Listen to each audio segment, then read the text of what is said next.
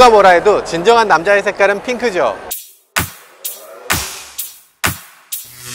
다음으로 넘어가 보면요, 람보르기니 시안입니다. 시안 FKP37 이렇게 써 있는데, 물론 이 차 좋아요. 군청색인 거 뭐 용서가 됩니다. 그런데 높이가 너무 낮잖아요. 너무 낮아서 과속 방지턱에 이렇게 대롱대롱 걸릴 것 같아. 아, 이거 뭐 저도 안 탄다. 나는 저도 못 탈 차. 제가 돈이 없어서가 아닙니다. 정말 돈이 없어서가 아니라 정말 저도 안 탈 자동차. 포르쉐 타이칸입니다. 포르쉐 타이칸 너무 멋지지 않습니까? 드디어 우리가 기다렸던 그 전기차 시장에서 정말 우리 자동차 회사들이 좀 숨죽이고 있었던 거, 그동안 내놓지 않고 있었던 것을 포르쉐가 드디어 이제 깨뜨리고, 이제는 정말로 맘 잡고 작심하고 차를 만든 거예요. 이전까지 이렇게 빈집에 테슬라, 야, 너 빈집 털이 너무 오래 했어, 그러면서 이제는 다시 자동차 회사가 전기차 시장까지 다시 접수하겠다. 전기차를 만드는 사람이 자동차를 만드는 것보다 자동차를 잘 만드는 사람이 전기차를 만드는 게 더 낫다 라는 생각으로 나온 자동차가 결국에 타이칸이죠. 사실 정말 그런지 한번 살펴보죠. 여러 가지로 봤을 때 예쁘다, 인정. 그런데 정말 예쁘냐, 그것까지는 조금 글쎄, 그렇게 인상적이고 막 되게 멋있는 게 아닐지도 모르겠어요. 어떤 사람들에게는 좀 아쉬운 부분이 있는 그런 자동차의 앞모습이기도 합니다. 사실 포르쉐의 어떤 헤드램프를 바꾼다는 거, 이거 굉장히 조심스러운 거거든요. 왜냐하면 포르쉐가 그동안 헤드램프를 바꾸는 것마다 망했어요. 996도 사실은 헤드램프가 그렇게 못생긴 게 아닌데도 그 헤드램프를 눈물이 흐르는 것 같아요, 사슴눈 에그 후라이 같아요, 뭐 이런 식으로 얘기하면서 996이 완전히 기울었죠. 928 같은 경우도 너무 힘들었고요. 이 차도 새로운 헤드램프를 시도하는데, 과연 포르쉐의 어떤 열성적인 고객들이 이 차의 헤드램프를 받아들일 수 있을 것인가 라는 생각은 들어요. 어쨌든 파워트레인은 확실히 바뀌었으니까 이제 포르쉐는 전혀 다른 레이스를 펼치게 되는 거죠. 이 차는 그래, 잘 팔릴지도 모르겠다 라는 생각도 듭니다. 물론 에어로다이나믹을 고려하다 보니까 약간 이렇게 둥글둥글하게 생겼고, 약간 기존에 봤던 포르쉐의 어떤 이미지하고는 너무나 동떨어져서 이거를 포르쉐 911 대신에 살 수 있을까 라는 데는 조금 두려움 같은 게 생깁니다. 차라리 파나메라 같은 크기의 자동차를 전기차화 해줬으면 어땠을까 하는 생각이 들어요. 뒷좌석도 그렇게까지 넓지 않고, 또 그렇다고 완전히 스포티하게 줄여놓은 것도 아니고 그 애매한 위치에 있거든요. 그래서 우리가 미션 2를 봤을 때 그 감동적인 느낌, 그것까지는 아닙니다. 그래서 확실히 양산차네 이런 느낌을 갖게 돼요. 양산차니까 이 정도의 감동이지, 이거 어쩔 수 없는 거지, 이런 생각이 듭니다. 포르쉐에 걷는 기대가 너무 큰데, 이게 첫 번째고 앞으로 두 번째, 세 번째가 이어질 거라고 기대하고요. 앞으로 911까지 전동화되는 그런 날이 곧 올 거라고 저는 믿어 의심치 않습니다. 자, 다음으로 넘어가죠. 이거 움직이는 거 봐. 폭스바겐은 E-골프라는 자동차를 전에 내놓은 적이 있죠. 물론 골프라는 자동차가 굉장히 인상적이긴 합니다. 그런데 사실 골프가 전기차 전용 플랫폼은 아니잖아요. 전기차 전용으로 만들면 어떻게 되는지를 보여주는 자동차가 바로 ID3입니다. 폭스바겐 골프 같은 경우에 원래 골프 배지가 이런 느낌이 아니잖아요. 반짝거리는 그런 골프 배지가 있었는데 ID3가 되면서 ID 배지를 따로 만들어 놓고 있습니다. 전기차 특유의 배지를 따로 가져간다는 것도 아주 독특한 점이라고 할 수 있겠네요. 잠깐만, 안 열려? 열리네. 이렇게 램프가 아래쪽에 그냥 남고 램프만 떼고 올라가는 것도 인상적입니다. 램프를 보통 이제 아우디 같은 경우는 램프가 따라 올라가고 여기 램프가 따로 있죠. 폭스바겐은 이런 식으로 램프를 남기고 올라가는 형태로 바뀌어 있네요.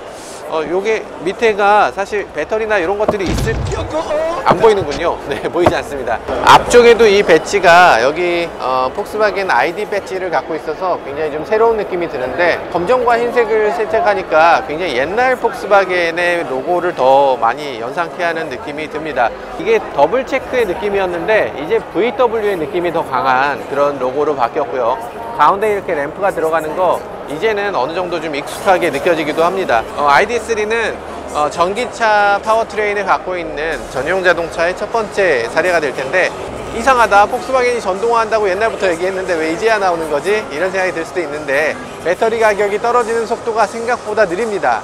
많은 메이커들이 배터리 가격이 드라마틱하게 떨어질 거라고 생각하고 전기차의 어떤 프로토타입을 계속 내놨었어요. 그런데 실제로 떨어지는 속도가 너무 느리기 때문에 ID3라든지 이런 차가 보급되는 거, 실제 양산되는 게 계속 늦어지고 있습니다. 하지만 여기서 많은 그 환경단체나 이런 곳들이 지금도 이 모터쇼 앞에서 데모를 하고 있어요. 지금 전기차로 빨리 전환 안 하고 뭐 하는 거냐라는 거죠. 사실 메이커들이 어떤 책임감을 갖고서 좀 손해를 보더라도 빨리 전동화를 시켜줘야 된다는 생각도 듭니다.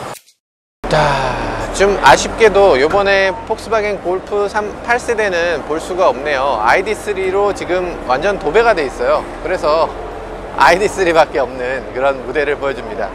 잠깐만, 이거 줄 서 있는 거였어? 이게 안에 들어가려면 줄을 서야 돼?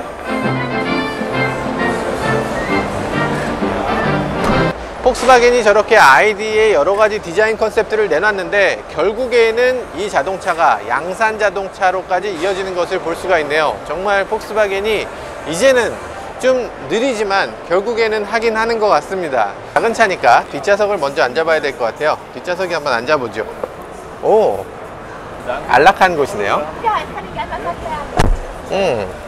문짝 닫는 소리도 되게 좋아. 그러니까 일단 비싼 차는 아니에요. 일단은 저렴한 자동차인 건 분명한 것 같습니다. 그리고 여기 C타입 USB 포트가 2개가 마련되어 있고요. 가죽 시트가 아니고 인조 가죽 시트, 그리고 가장자리는 직물 시트, 이렇게 구성이 되어 있는데 굉장히 고급스럽진 않습니다. 사실 전기차고 그리고 가격대를 낮춰야 된다는 어떤 그 한계, 꼭 낮춰야만 하는 그런 자동차이기 때문에 이렇게 만들어낸 것 같아요. 근데 뒷좌석의 공간이나 이런 거, 실용성이나 이런 면으로 봤을 때는 굉장히 좋은 그런 차입니다. 굉장히 넉넉한 헤드룸을 보여주고요. 헤드레스트도 푹신해요. 어떤 폼재면서 타는 차는 분명히 아닙니다. 그런 차는 아니고 정말 실용적으로 이 차를 두루두루 쓰겠다라고 하면 그럼 여러 가지 쓸모가 많은 자동차라는 생각도 드네요. 네, 전기는 마찬가지로 이렇게 완속, 급속 같이 할 수 있는 그 DC 콤보를 사용하고 있어요. 유럽이지만 이제 DC 콤보로 어느 정도 좀 정리되는 분위기죠. 여기에 보면 인테리어의 소재감이라든지 이런 게 너무 싸구려틱하거든요. 약간 저렴한 소재감을 갖고 있는데 여기도 그냥 생 플라스틱이고 이런 것들 보면 좀 저렴해 보인다라는 거를 이 디자인으로 극복을 좀 하고 있어요. 디자인적으로는 이 부분 화이트 역시 저렴해 보이죠.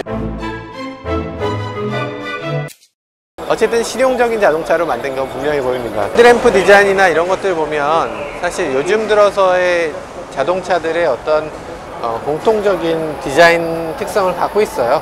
헤드램프가 서 있지 않고 이렇게 눕는 거죠. 이게 눕고, 그리고 폭스바겐 특유의 디자인 큐는 이 보닛이 아래쪽으로 약간 그릴 덮는 형태예요. 그러니까 단차가 딱 맞도록 하는 게 아니라 약간 모자를 쓴 것처럼 위가 이렇게 아래쪽으로 덮는 건데, 이런 식으로 덮는 디자인을 그대로 이어가고 있네요. 골프나 아니면 다른 차들이 갖고 있는 그런 느낌. 요게 아래쪽은 그렇지 않고 위는 이렇게 덮는 형태로 만들어져서 그래서 단차가 더 안 보이도록 하고 더 세련된 느낌도 주고 좀 더 고급스러운 느낌도 만들어내고 있습니다. 근데 이 안에 플라스틱은 너무나 플라스틱 느낌이 들어서 사실은 오히려 차가 좀 저렴해 보이는 효과를 더 주고 있어요. 그리고 차가 투톤으로 만들어져 있는데 선장의 컬러가 이렇게 내려와서 이 보닛의 절반까지 덮고 있거든요. 그러다 보니까 보닛이 더 짧아 보여요. 이게 이전에는 상상하지 못했던 어떤 그런 디자인 방식이라고 할 수 있는데 나름대로 독특하긴 하지만 어쨌든 우리가 정말 좋아하는 스타일의 그런 디자인인가 라는 건 조금 더 봐야 될 것 같습니다.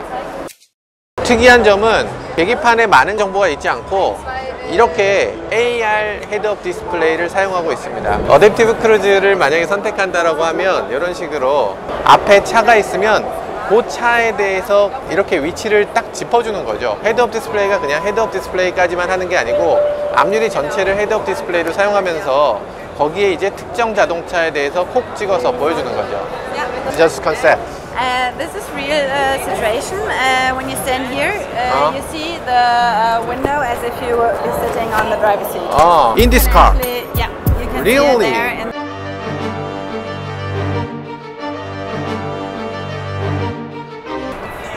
보인다. 여기서는 아마 안 보이실 텐데 제가 조금만 이쪽으로 한번 옮겨 볼게요. 사실 잘 안 보이긴 하는데 헤드업 디스플레이가 굉장히 독특한 헤드업 디스플레이를 쓰고 있습니다. 그래서 지금 저쪽에 차가 있으면 차 뒤에 그래픽을 찍어주거나 아니면 목적지를 갈 때 만약에 나가야 될 곳이 있으면 나가야 되는 길에다가 바로 표시를 해주는 거죠. 그런 식으로 AR 기능을 이용해서 실제로 도로에는 있지 않지만 마치 도로에 표시가 되어 있는 것처럼 헤드업 디스플레이를 보여주는 그런 기능을 자랑하고 있습니다. 실제로 제가 보면 여러분들은 지금 볼 수가 없으실 거예요. 아, 이걸 어떻게 보여드리지? 되게 어렵네. 앞에 타는 수밖에 없다. 그래서 그렇게 부득불 앞에 타려고들 노력을 하는군요. 네, 사실 이 차에 앉아서 자세히 보여드려야 되는데 너무나 인기가 많아요. 네, 지금까지 폭스바겐 ID3가 있는 부스를 살짝 살펴봤는데요. ID3 아주 대단한 인기 속에서 정말 많은 사람들이 줄 서서 타보려고 이렇게 노력하는 자동차가 또 있었나 싶은 정도로 인기가 많았습니다. 물론 자동차의 외관이나 뭐 실내나 이런 거 좀 저렴해 보여요. 그렇게까지 고급차는 아닙니다. 그런데 이 차에 그렇게 타보고 싶어 하는 이유가 의외로 가상현실 내비게이션이었어요. 사실 우리가 그 가상현실 내비게이션을 만약에 한다고 하면 우리나라가 제일 잘할 수 있거든요. 뭐 디스플레이라든지 뭐 IT 기술이라든지 이런 것들 정말 잘할 수 있는데, 야, 이런 거를 왜 진작에 안 했을까? 큰 비용이 들지 않으면서 정말 많은 사람들에게 관심을 자아낼 수 있게 하는 그런 어떤 핵심적인 포인트, 그런 것들을 폭스바겐이 정말 잘 해냈다는 생각이 들었습니다. 지금 ID3는 언제 타볼 수 있을까요? 지금은 너무나 인기가 많은데, 자, 이 차가 우리 시장에선 또 어떤 식으로 받아들일지 그것도 아주 주목할 만한 포인트인 것 같습니다. 지금까지 모카 김한용이었습니다.